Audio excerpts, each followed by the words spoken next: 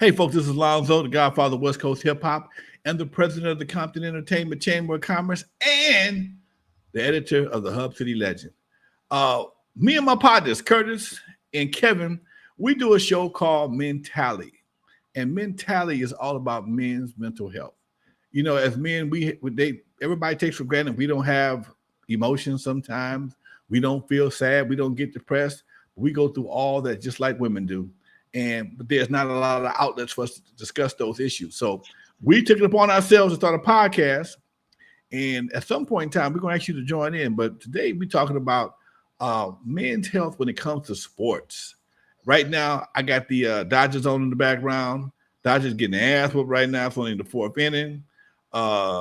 Yankees, like, we ain't going out like busters, and they trying to make their presence felt, doing a damn good job. So we're going to see how this comes out. But the sports mentality of a lot of brothers, some brothers are dedicated to a team like nobody else. The house, the car, the wife, the kids, everybody is drenched in their favorite team's attire. You can't say nothing about them. Teams ain't won in God knows how long, and they still fight for them. And they get this depressed as they want to be after the season is over, and they back watching somebody else's team playing the playoff of the Super Bowl or whatever the game may be. I think we want to touch on that for a little bit because a lot of those sports, most times, the only shows you see for men that I know of are based around sports. But there is a psychology and a mentality behind sports. And I think today we're going to take time to talk about that. Kurt, what you think about that, Doc? With your LA Dodgers hat on. and you're muted. My bad. Just the sports mentality, huh? Yeah. We all got friends, man, that just super fans. I don't have a team per se. Right. I like watching the Super Bowl or the playoffs. I like watching the World Series. I like basketball. I consider myself a Laker fan, but within reason. But you got the fanatics that, and that's what fans are. The word fan is short for fanatic. Yeah, my feelings on it is this. It's all entertainment. We all got to be excited about something. I have a lot of friends that are fanatics, and a lot of them that are naysayers about it. Hey, I ain't on payroll, so I'm not going to support any team, and I get that. But it's everybody wants to belong, to be associated with something. Real fans are going to hang with you whether the team loses or wins. I'm a Cowboys fan. We haven't won the Super Bowl in ages. But I get ripped every time I wear any Cowboys gear. Right. But I'm a fan. So real fans, and just like Lakers when they were in their stump, I'm a fan. When they were losing, I was still rocking Laker gear. So, but fanatics is very entertaining. I don't hate on them at all. But I don't think I'll ever reach that echelon of fandom. But it's entertaining to me. That's really I don't have any negative thing to say about fanatics. It's just all entertainment, really. What about you, Kev? I was gonna say we got to do a welfare check on you, Curtis, man, because after y'all been going through what y'all been going through as Cowboys. Oh, see what I'm saying? See what I'm saying? Look, the Cowboys are making Best Buy in Circus, and well, not Circus Cities, Costco's very wealthy because all them broken TVs they get. Oh. Interesting. I think there's a mental issue I need to bring up real early because somebody told me this today. I was at the SoFi Center doing a podcast, and the guy was like, if the Dodgers win, we're going to tear this son bitch up tonight. I'm like, why you got to tear the city up because if the Dodgers win? I don't understand that mentality. I mean, is that really fanatic or that's just crazy? People are actually plotting. If the Dodgers win tonight, we're going to tear the city up. I'm like, why? It's the same mentality if somebody somebody shoot a cop shoots a kid or something, you're gonna tear it. If the Dodgers win, we're gonna tear it up. I don't understand that mentality. Help me understand, somebody. I call BS on the rationale behind tearing the city up. I know a lot of people do a lot of negative things under the veil of, oh, I was just excited, and yeah, that's gonna fly in some arenas, but it ain't gonna fly in court. The judge don't care that you were overly excited. You set a car on fire. You flipped the police car over.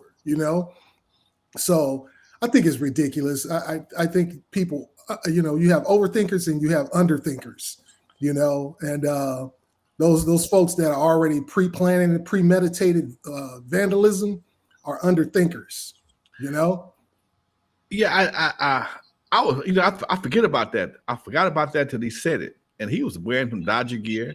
He says, "Hey man, if they win tonight, we tearing the summer gun up." I'm like, wow. So that means the police are just in case. Go ahead, Kevin. It's called being a brain dead. That's Yeah. pretty much what it is. Because there ain't nowhere in the world, you're going to root for a team that's bringing financial revenue to your city, and then you go right behind them and destroy what they brought to the city.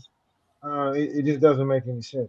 As you're looking back behind me, you see that speaker up there at the top. It's got the 49er emblem. Sorry about that, Curtis. But hey, it just look, bro. I'm still having to do a welfare check because this last two Super Bowls, man, especially this last one with this Swifty Bowl. What even a Super Bowl is a Swifty Bowl. Okay. Yeah. It choked out. Yeah, but I don't get it, man, because I mean, I sit there and I watch my team lose. I'm the Dodgers. I'm a Dodgers fan since I was, in grade school. Right. My grandfather told me, the Dodgers the only ones let a black man come on there. You better watch them. And we used to have to watch the Dodgers, man. So I'm a Dodger, Laker, fan. But when they lose, I look at it this way: when they lose, they go home with $1 million check. Come And on, I'm man. still sitting here with the little income I got, and I ain't finna act the fool. I ain't finna have no high blood pressure over there because Right. they gonna go home and relax. And I got a homeboy who's a Raider fan. Man, when the Raiders lose, man, that dude don't want to talk to nobody. The house, he smokes so much weed, man. It look like it's an Indian daggone smoke thing going on, man. I'm like, bro, he's mad. I'm like, bro, they ain't paid you no money, so what you mad at? I know. Yeah, And that's what I'm talking about. Those type of fans, they go into a state of depression because their team is lost or they got knocked out the playoffs. I mean, a lot of times they say, man, I don't know the exact statistics, but a lot of spousal abuse jumps off on Sundays. Because homeboy then got pissed off and maybe homegirl trying to comfort him and he don't want to hear that. And somebody gets a little bit upset. Next thing you know, somebody got a blackout, the police 911 style, and all behind the game. All behind the game. She wants to talk during the game. He like, if my team is losing, move, okay? And right. It's how do you maintain your composure win, lose, or draw? And that's what I'm not, because I don't react like that. I don't. Right. It's not that serious for me. I don't have a super team that I'm going to ride or die for. I might spend a couple dollars on a hat, but most of my stuff I got free. So I don't. Look, I love when my team lose. Because when they lose, I can go into the store and get their stuff on discount. That's when I really start buying everything. When they win it, the price is so daggone high, I don't buy nothing. Yeah. Cowboy gear is always on discount. I'm gonna try. And a friendly rivalry ain't nothing wrong with a friendly rivalry, man. That's something that we do, and I think that's cool to see brothers that throw that little nudge at each other from time to time. Yeah. But I remember I went to the Super Bowl playoff, the game before the Super Bowl 2022, and I'm across the street from the SoFi Stadium. I'm sitting there, and a major fight breaks out. I think it was the Rams and the 49er fans was going at it. Because Mhm. the 49ers lost. And dude, it's just, and you miss that kind of enthusiasm with alcohol. That's a recipe for disaster, man. And the Wood PD had to show up, and just so happened everybody broke up before the cops actually got there, got out the car. But it just, people was carrying their buddies off, bloody noses and black eyes, women, twigs and got twisted because brothers were just. It was melee for about 45 seconds, maybe a minute, before the cops got there, because the cops couldn't even get to the people that was doing the fighting because there was so much traffic. Yeah. That kind of thing. That shit can spread. It don't take but somebody hit the wrong person at the right time, and all of a sudden they fighting, and somebody missed and hit. It's like watching the Three Stooges movies. Somebody didn't miss, and all of a sudden they into it now. So to see that and witness it firsthand was very eye opening for me because I'm not that big of a fan. Yeah. A lot of those super fans, man, they carry around a blank checkbook, so they be writing them checks that they can't cash a lot of times and end up with a fist in their mouth. So you do a lot of talking. I expect that. It's all in fun and games until you get punched in the mouth. You get punched in the mouth. What Mike Tyson say? Everybody got a plan until you get punched in the mouth. Okay, right. All them strategies and plans till you get punched in the mouth. Man, you see a lot of things happen at games that you don't see anyplace else. You see women get in men's faces. And I've seen this video. It was going around for a lot last year. This woman was in this guy's face, and he was like trying to back down, but she wouldn't let him. She wouldn't let him walk away. He stayed in his face until he pushed her. All of a sudden, the whole row wanted to jump on him. And these kind of situations we experience in other ways in real life, and it's just very disheartening to see how somebody can be so verbally abusive and the guy tried to evade the whole contact, but contact, but she wouldn't let it go. And that's why you always got to bring a big Tina, to the events with you. You always got to have one to handle that work. Someone that's gonna take that, maybe handle my lightweight for me. Okay, I ain't mad at you.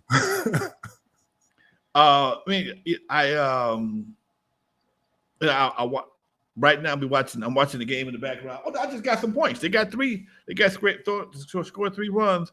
And the Yankees got 5, so that they ain't totally blind to what's happening. 5. That's good. 3-5, and it's still early. I think it's like 5th inning or something like that. If the Dodgers win tonight, it's going to be hell to pay in Los Angeles. And it just, man, could you imagine being a cop right now, rooting for your team, but knowing that if this team wins, it's going to be a riot in the streets tonight? And you know what? And you say that too. I'm sorry. Go ahead, Curtis. Go ahead. No, go ahead. No, I got family members that are in law enforcement. I got one who retired, and we talked about that back when the Lakers won. My youngest brother, he wasn't a police officer at that time, but I had a cousin who was. I was in the Marine Corps before, so I had some Marine Corps buddies who were who was a police officer at that time, and they said, it hurts them because they want to celebrate too. Right. But it's unfortunate, that now their happiness has to now go to enforcing the law. Right. And it just puts them into a corner where, a lot of us would be sitting there like, they humans, man. So they sitting there, man, I want to celebrate, but here your stupid, I don't want to cuss because I don't want to get shut down. But you sitting here doing this stupid stuff. I want to celebrate with you. I want to slap hands with you. I want to bump chest and all that stuff with you. But unfortunately, now I got to put these silver bracelets on you. I got to do my job. You did something stupid. Hey, folks. My feelings is this: I would definitely be, if I was a cop, I'd definitely be excited about the overtime. So. Hey, you know what? I got some of my fellas in from. I got my boy Rashard Cobb, Isaiah Edwards, and Martin Cozy in the chat room. Fellas, if anybody wants to chat in, chime in verbally. Put your number in the chat. I'll call you up and we'll bring you into the conversation. This is mentality, folks. We want to hear from everybody. So put your number in the chat. I'll give you a call. Don't call me. I'm gonna call you. That way we don't get a bunch of conflict. If you want to say something online today live, put your number in the chat. I'll give you a call. We'll add you to the conversation. This is what we're trying to do something different today. Trying to do something a little different. That sounds like when you talking to one of them girls, like, look, hey, the ones you don't want to talk to. Look, give me your number. I'll call you. Don't you call me. You. Don't call me. Or ever show up here again. I will come to your house. That's wild, boy. It is what it is, man. I'm enjoying doing the show as we learn. If we all, I know Kevin, I know Kurt, but Kurt and Kevin don't know each other. They've met each other before, but they don't really know each other. So to create this show and bond at the same time and share information with these brothers, that's a good thing for me. That's a real good thing. I'm enjoying this whole situation. We got to bring homeboy back. We had a couple of weeks ago. Jay, what's his name? Jay? You talking about Paul or Jay? Where we had the one that was having the older woman. Oh, that was Paul. That was Paul. We got to bring Paul back. Yeah. Also, man, one of the shows I want to bring to the platform is I got a couple of partners of mine who just getting out of jail after 25, 30 years. We forget about how much, how many brothers went to jail in the 80s, man, and just now getting home. These guys are 56, 57, some of them 60, and everything that we take for granted, cell phones, internet, hey, this is all brand new. And I want to understand the mentality of these brothers as well, because they're part of our society. And they don't wear a tattoo on their forehead, ex-con just got out of jail. You don't know until they tell you. And it's just amazing. I just think it might be a great conversation to include some of these brothers in the conversation.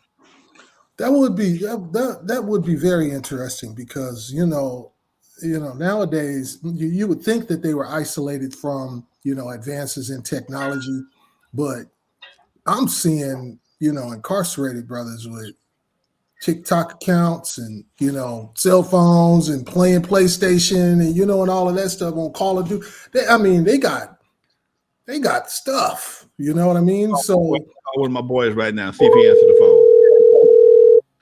I'm gonna call one of my boys right now. See if he answers the phone. What's up, man? Mr. Gilmore, how you feeling today, Doc? How you feeling, man? Man, I'm sitting here. I'm on my show right now. You got a minute? Yeah, I'm just sitting in the kitchen cooking. Go ahead. Man, we were just talking about some different things about sports, but we also talked about brothers who are just coming home after doing a bid in I call it a state-sponsored vacation. You in the mood for talking about that for a minute? I told you I was gonna have you on my show. I didn't warn you though. So put your apron down for a minute. Put your spoon down. You got a minute? Yeah. Hold on. Let me put my earpiece in so I can hear you real good. Do you think, Doc? Tell put old girl to the side real quick. He probably doing it like baby boy over there cooking some eggs with an apron on and bareback with eggs with apron on. Yeah. You want some eggs, Jody? Yeah.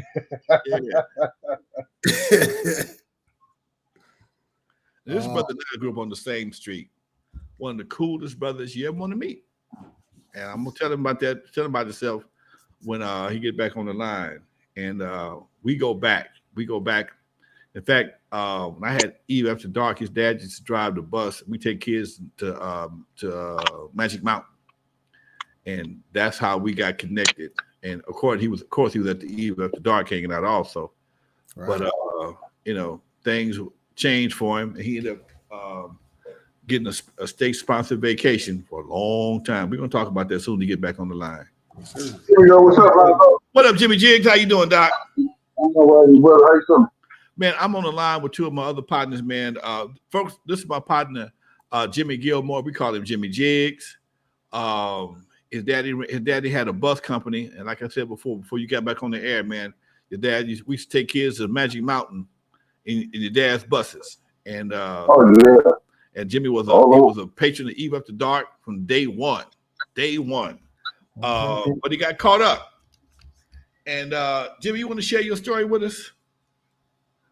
Well, yeah, I used to work for Lonzo back in the day, and he was one of the first guys, he was one of my first jobs. And we used to clean up, we used to do a lot of concerts and things all around, especially we used to do Catholic school dances. I used to love those. I was like a roadie. We used to load up the bus, we used to load up the van, me, Dr. Dre, Yella, all of Fonzo. And we used to go around and do things like that. But as time went on, I was a little out there in the hood we grew up in. Where I grew up, it was a little rough, man. It was, as they say, eat or be eaten. Mm-hmm. And so I wasn't one of those guys who's going to get ate. So I started doing what was out there, what was quick to me. Working with Lonzo was cool, it was good, it was a steady job, it was good money. But when you see a guy my age driving in a Benzo in the 80s, and I'm driving a Ford Maverick, I didn't seem right, so I started getting into as we call it, pharmaceuticals. And from there, pharmaceuticals turned into, a very lucrative thing. Once we driving a Maverick, Cadillac, Bronze, motorcycles, and condos, and mink coats, it just got out of hand. And being young, I wasn't able to really grasp it, understand it, or even really, take that, what I was doing to heart. It was just all flying by the seat of the pants. Money coming in hand over fist. But also, those things that came with that. Guns, gunplay, violence, texting, all those things started to happen.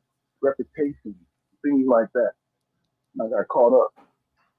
And one thing you should never have, and I tell people this now when I teach classes this place called Motivation. It's a sobriety program. And I tell people, never let your pride and ambition get in the way, because it'll force you to do things you really don't want to do. Mm-hmm. And force me to get involved in things that I really didn't want to do.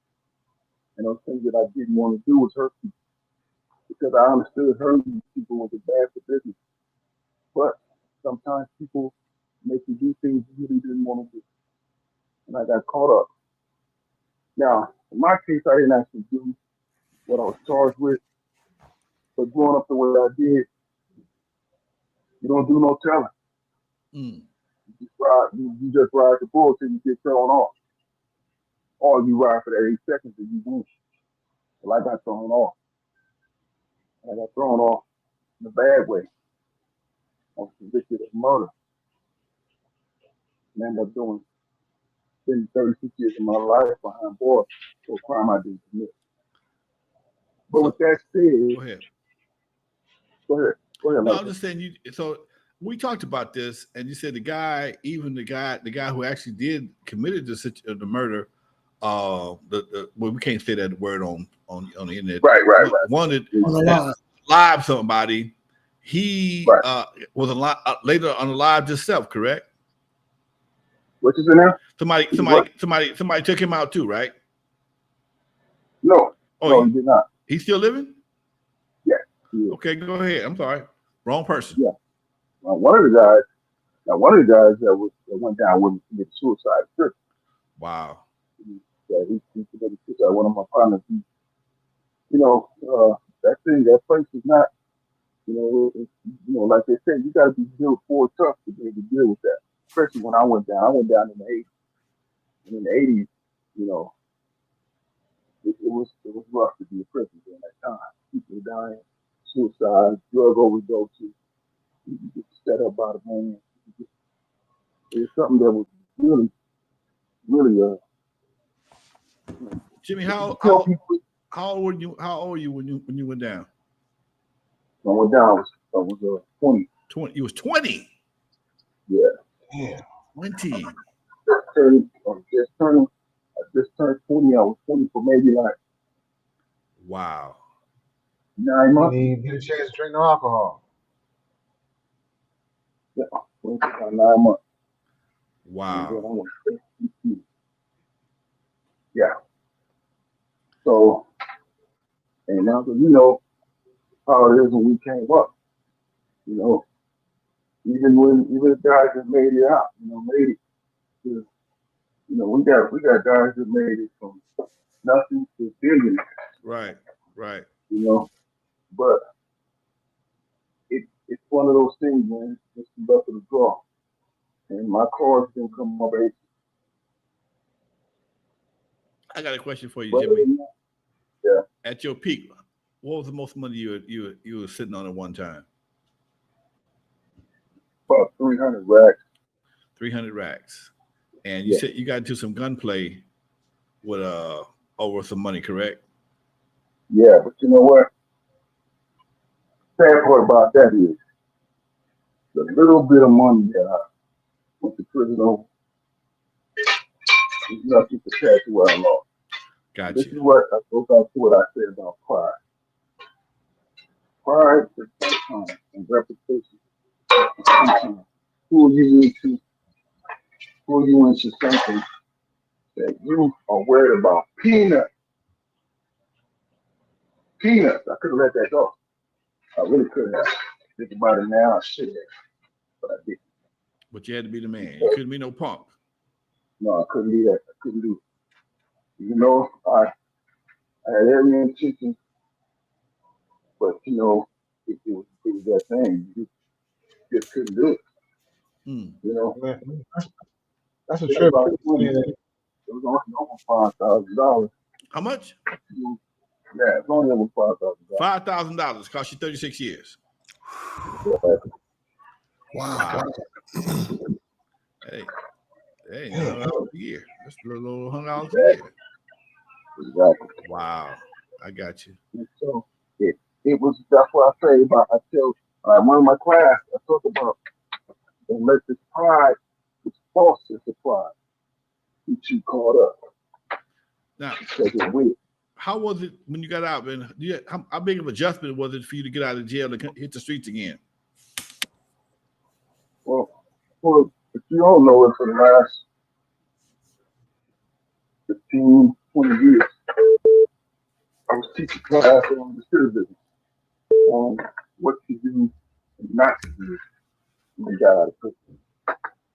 Okay, even though I hadn't went out myself, but I've read all the statistics. I know about the do's and don'ts of what not to do when you got out. But that said, that doesn't mean I was able to be prepared for what was facing.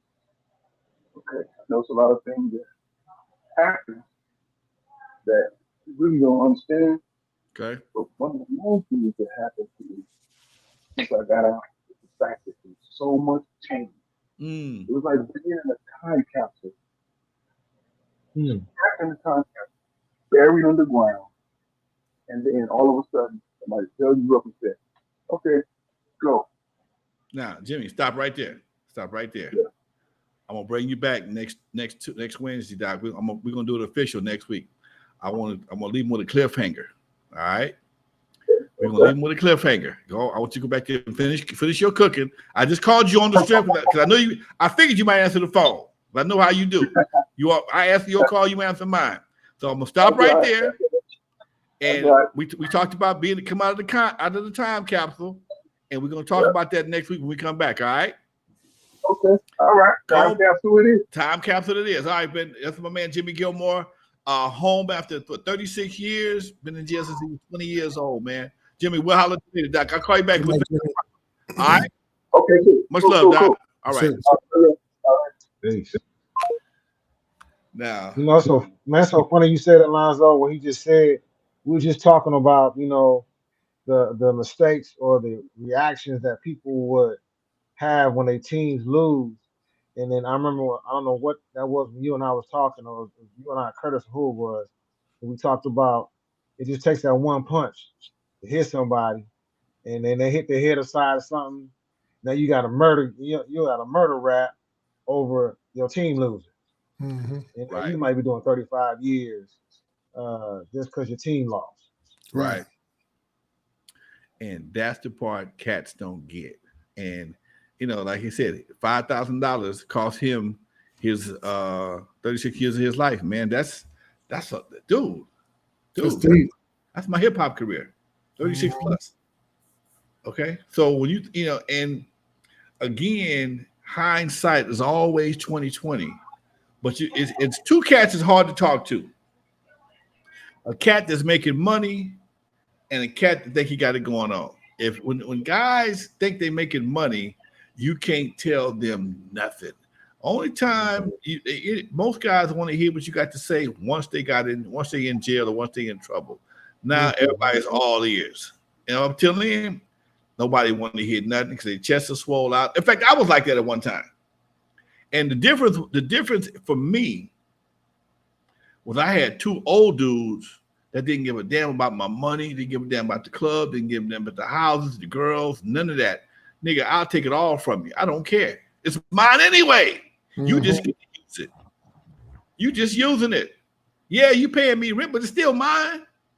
You Mhm. can't take it and do a damn thing with it if I decide to kick you out of it. And having some guardrails. That's why I call them guardrails. Mhm. You got guardrails, and a lot of folks don't have guardrails, especially when you start getting money. Your guardrails become your fans. People that you think that will be checking you, be supporting you.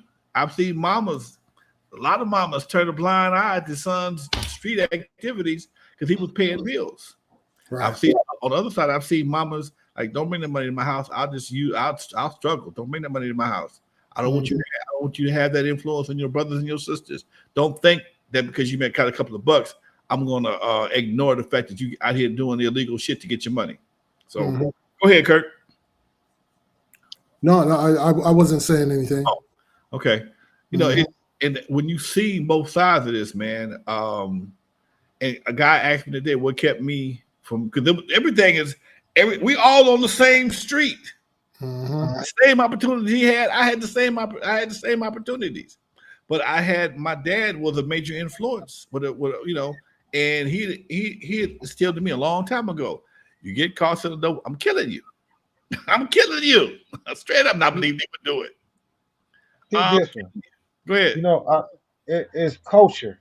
I've always, and usually when I give my classes, I talk about culture, and I always tell people, just because there's like all three of us right here, black men, we don't all have the same culture. Well, most Mm, people believe just because we black men, we all have the same culture, but culture is not based off the color of your skin, but it's based off the environment that she was raised in. That's mm. right. It comes, That's cold blooded right there, Doc. It's facts. That's cold yeah. blooded right there.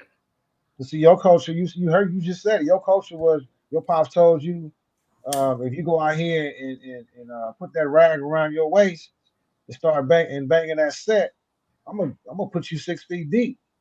That's the same thing my pops told me. He said, "Boy, you go out here and bang.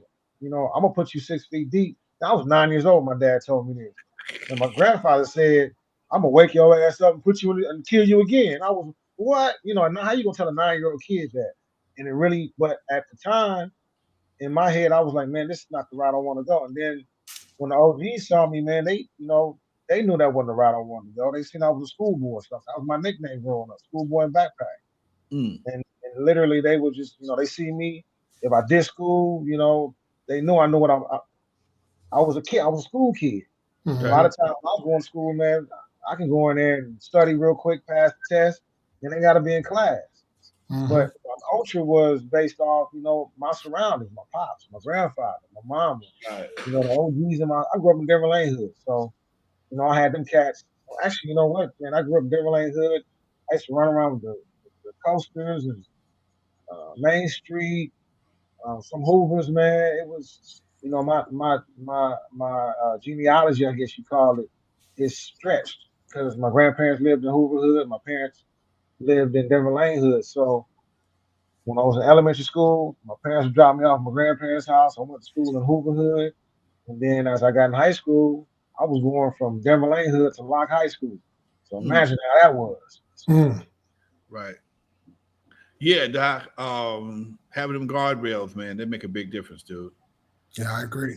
Yeah, that makes a big Well, we difference. need them, man. But you said culture, because there's some cultures, man, encourage their kids to be gangbangers. Your granddaddy was a gangbanger, and I was a gangbanger. Ain't no wrong with jail. You can survive. Oh, no shit. One of my partners told his son he needed to go to jail for a little while so he can become a man. I'm like, what in the fuck?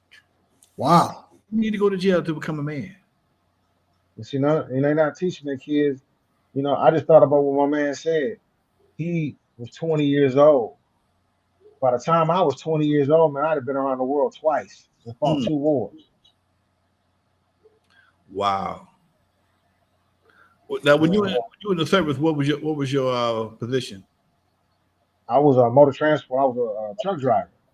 So Okay. we used to transport. That's one of the worst jobs to have, man. You got this big old loud truck driving, and we delivering, ammo and supplies to the front line. You go They hear slow, us coming. slow truck. Yeah, making all that daggone on. They hear us coming, man. But I mean, uh, I saw some combat, but I didn't see that much, man. The Desert Storm and Somalia was all I saw. But again, man, I was around the world, man. When I came back home and I'm talking to the big homies, I got one homie to this day. He's still sitting on his mama's front porch. And when I got back home, I had been to Korea, Japan, China, Australia. I done seen Africa, I done seen all different parts of the world. And my man like, man, cuz I ain't made it off my mama porch. And he looking at the Hollywood sign and they never been to Hollywood. Mm. Like, man, Wow. it just it's mind boggling, man. Just like you said, Alonzo, we all raised up in the same, community, but we all had different outcomes. It's I think one of the main things that helped me along with my dad and Jeffy was my dad lawn service. My dad cut lawns. He cut lawns from Imperial Highway to the Pacific Ocean. Literally, we had lawns in the hood. We had lawns in Torrance. We had lawns in Palos Verdes because Wow. the people that lived in Torrance had family in Palos Verdes that preferred my daddy to them.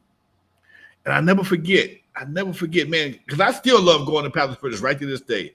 As being exposed to Palos Verdes as a kid was a major mind-opening experience for me because if you ever been to Palos, I don't know if you guys been to. Have you ever been to Palos Verdes? Either one of y'all? Mm-hmm. And It's see here by the ocean. the trees that overlap the road, you think you would forget you were in California because Palos Verdes is so tucked away up in the mountains right before you get to the Pacific Ocean. You forget. You would think you was in a little small town somewhere near Carmel or something like that. Anyway, we had a couple of lines that we did in Palos Verdes, but just one lady's line in particular, I'll never forget. Her backyard didn't have a fence, and her backyard, only thing that separated her backyard from the cliff was some ice plant. Ice plant is that shit you see on the side of the freeway. That shit is thick and it's slippery. Okay, we get two on it, you'll slide. That's what they call it, ice plant. You'll slide your ass down the goddamn mountain. And as a kid, I was terrified of heights. Still am too, as a grown man, tell you the truth.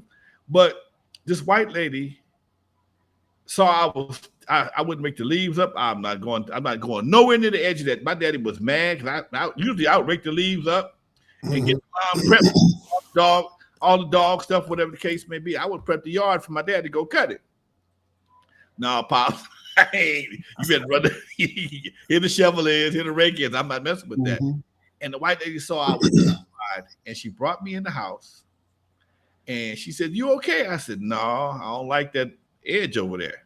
And she said, "Come on in the house." She brought me in the house, and she was washing dishes. She gave me a couple of cookies, a couple of Oreos. And while she was washing dishes, I'm looking over her shoulder, and all you could see was the ocean. And that shit was so beautiful, man. I'm a kid. I'm like, that's the dude. That made me fall in love with the ocean. It made me. The house wasn't big. It wasn't a huge house. Wasn't no big mansion. It was a regular house. It just had an ocean view in the backyard, man. And Mhm. that just blew me away and makes me love the ocean. Makes me love Palos Verdes. And if I ever get some money and I disappear off of where I am right now, y'all look for me that way. Okay. Because I ain't going to the valley. I'm going that way. But being exposed to that and seeing how people with money live different. Talking about cultures, people with money live a lot different than people in the hood do. People You're right. don't have to. They so financially confident. They don't have to show it. Everybody know you got money because your address says you got money. Go ahead. Yeah. I remember when I was a mechanic. I learned the difference between a wealthy person and a broke person is wealthy people are walk around with some Pro Balance shoes on, some no name brand jeans on. They ain't gonna have all the expensive gear on. But broke people gonna have that Gucci and Prada and all the other crap wrapped around them, and stuff they can't like. What's his name? Kanye West said we walk around with stuff we can't even pronounce. Mm. And but again, that culture, you begin to see. I used to hang around with cats over in and they taught me a lot of things. They said, one thing that you got to understand is that money is a tool. Most of us believe money is something we need to purchase this and buy that, but it's like, no, money is a tool. It's like when you build a house, you can use money to build wealth, but you got to know how to use it, and you got to know how to make that money make money for you, and not you sit there and work all the rest of your life making that money. So there's a lot of things that the wealthy teach their children that we don't teach our children, like balancing the check, making a budget, planning for retirement, how to put up a balance sheet for your own personal life. Most of us think a balance sheet for a business, but if you have a balance sheet for yourself, when you go to the bank, you can actually get a loan. They ain't really gonna be looking at your credit because they can see what you got coming in and how credit worthy you really are. Right. You know, go What I, ahead, Kurt. what I wanted to touch on was, when you guys were talking about culture, and some of them are, some of the parents raising the kids are saying, well, your grandpa was a gangbanger, your dad was a gangbanger, you got to be a gangbanger.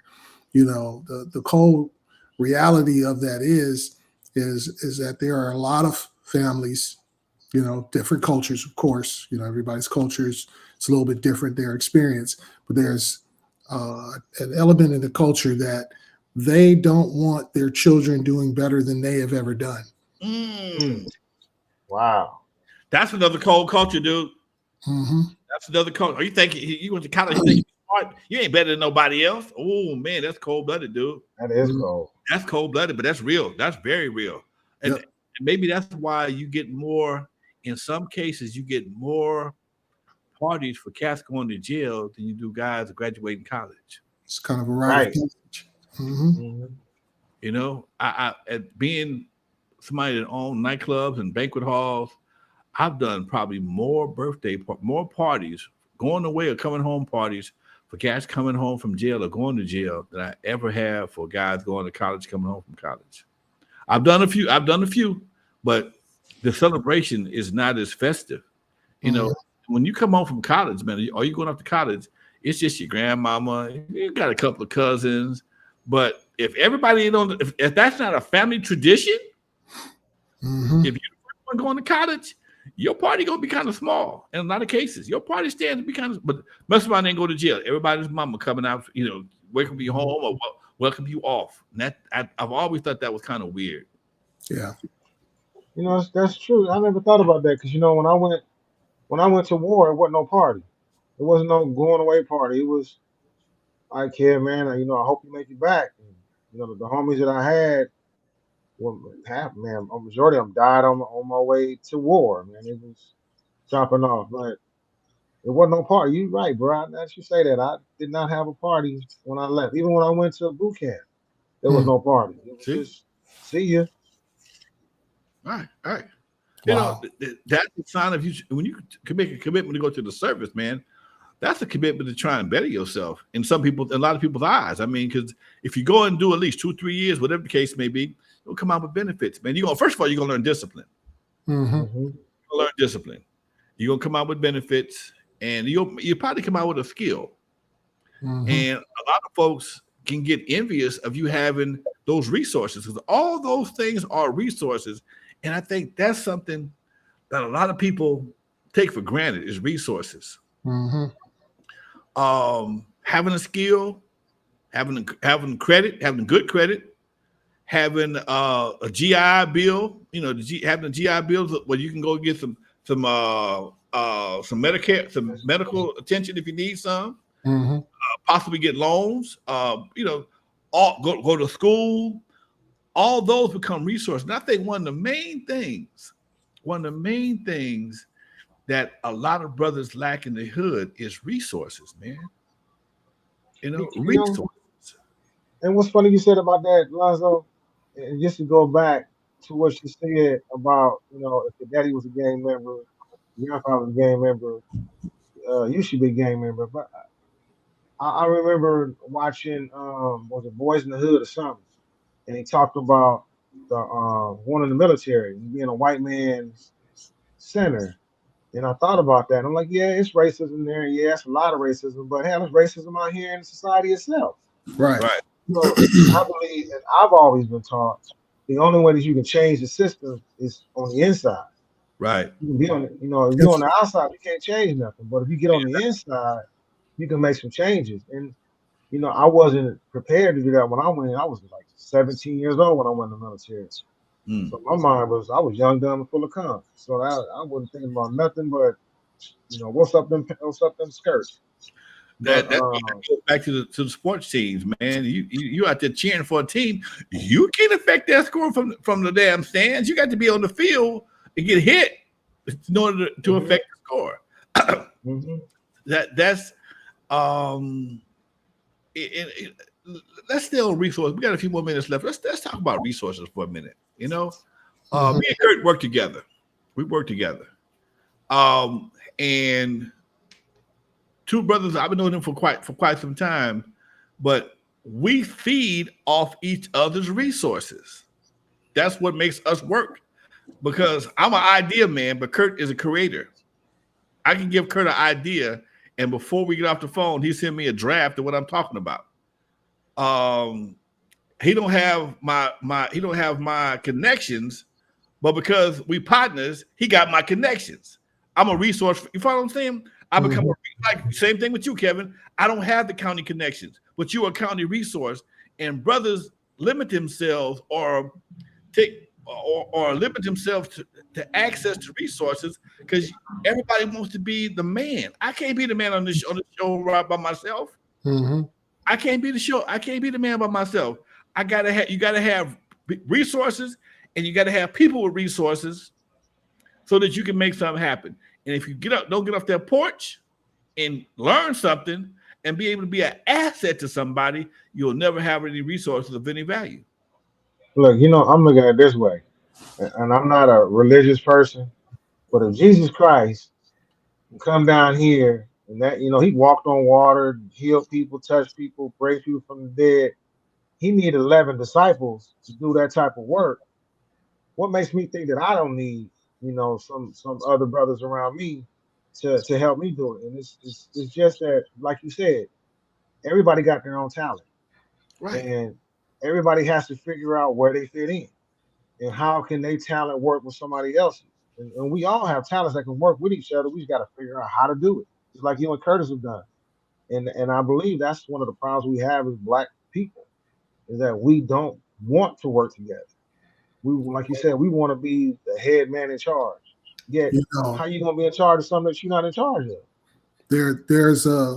there's an inherent inability to collaborate. If you can't, if you're unable to collaborate with people, then everybody's going to be vying for a position.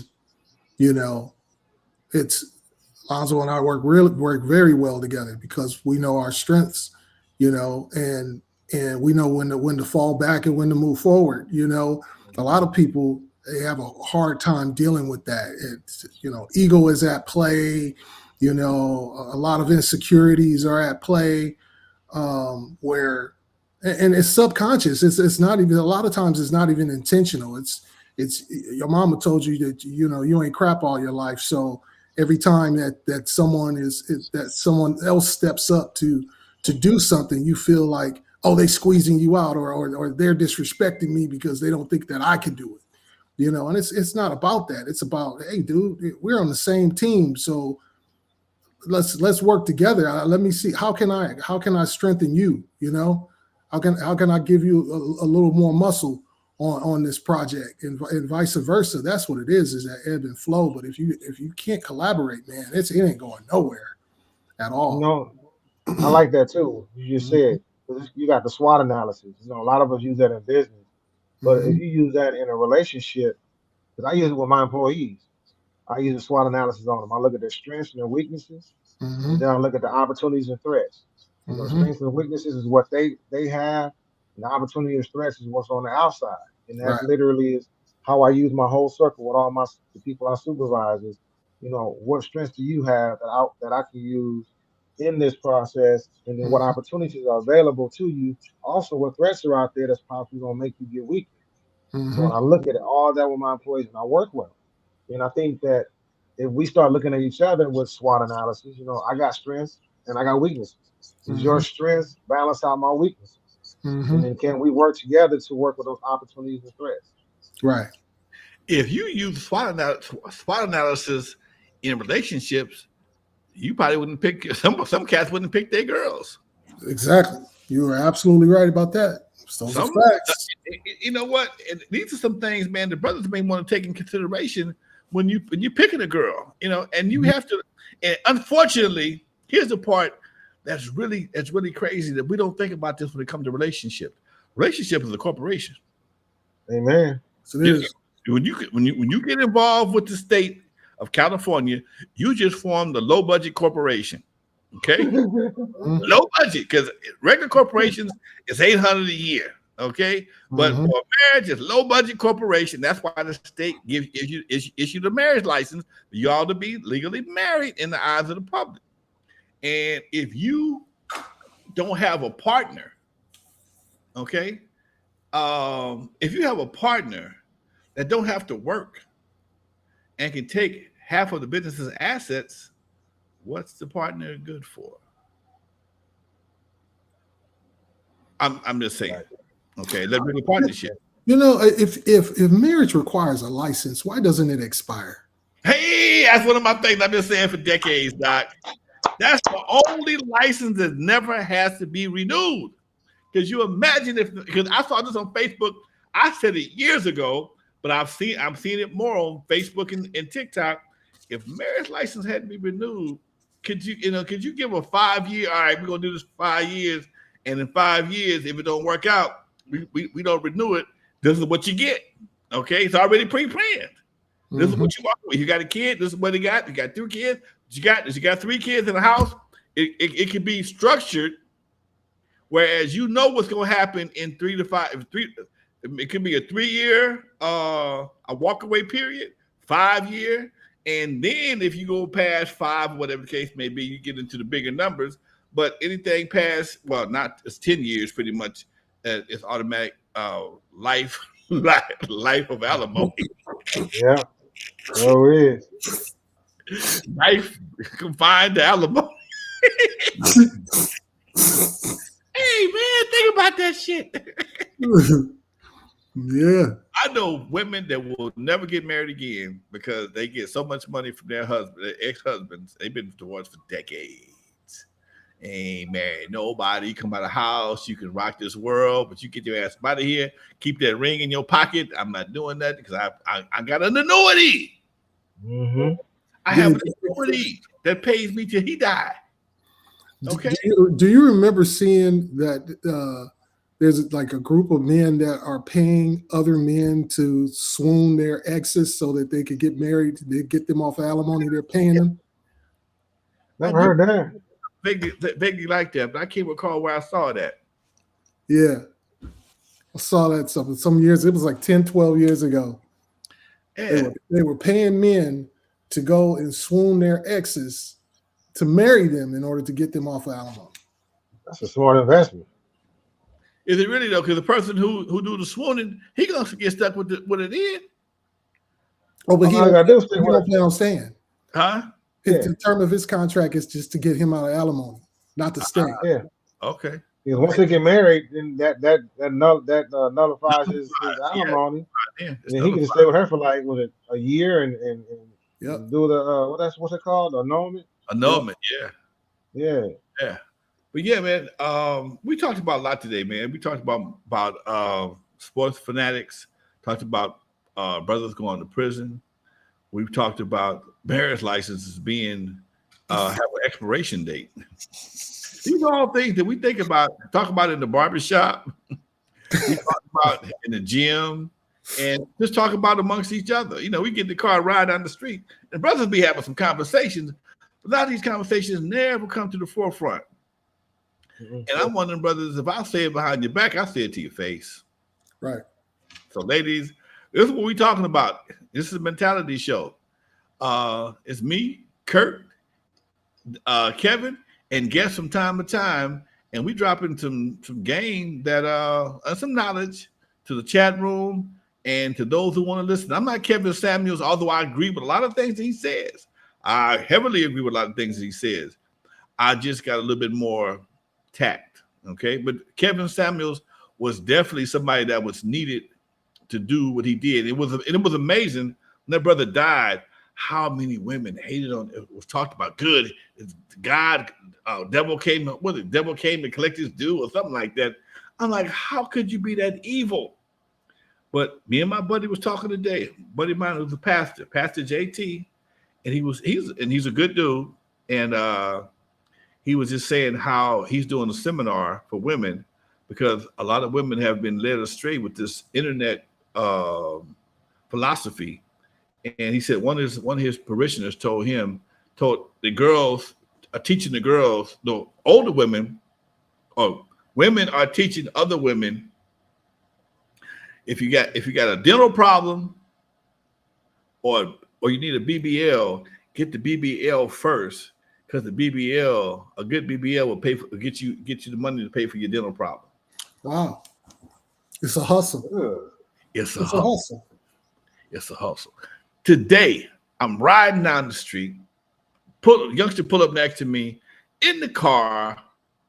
The lyrics to the song was, "Fucking nigga get some money. Fucking nigga get some money. Fucking nigga get." I know the artist is popular. I've heard this song before. It's Cardi B. Okay, fucking nigga get some money. Okay.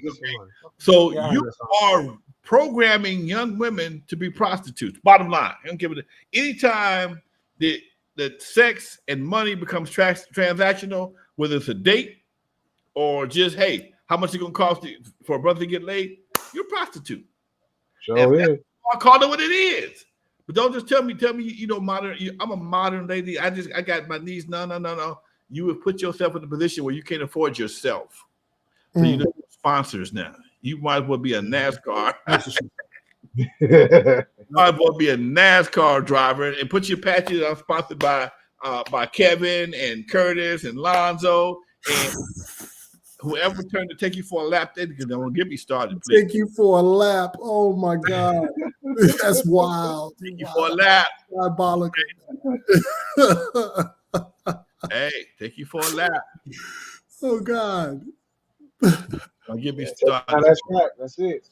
Don't get me started. In the meantime, folks, this is the Mentality Show.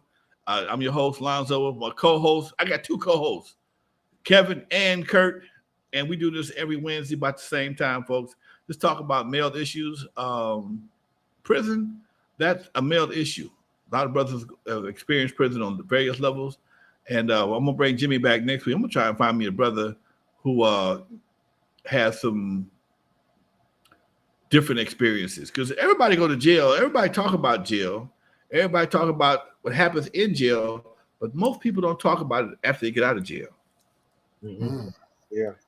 Okay, you've been in jail for, I don't know. You didn't have no. Let's talk about that. Time is up, folks. It's been a great time talking to y'all as usual. We're gonna have some conversations. Thank y'all for coming back again, folks. Go Dodgers, baby. It's tied up. It's 5-5 right now, folks. They fought back. It's a shame. Let's see if they can wrap this up. Please don't burn the city down, fool. We got to go shopping in the morning. All right. Exactly. If you burn it down, live stream it. Yeah, right. Yeah, live. Yeah. All right, folks. We'll holler at you later. Peace. All right, peace.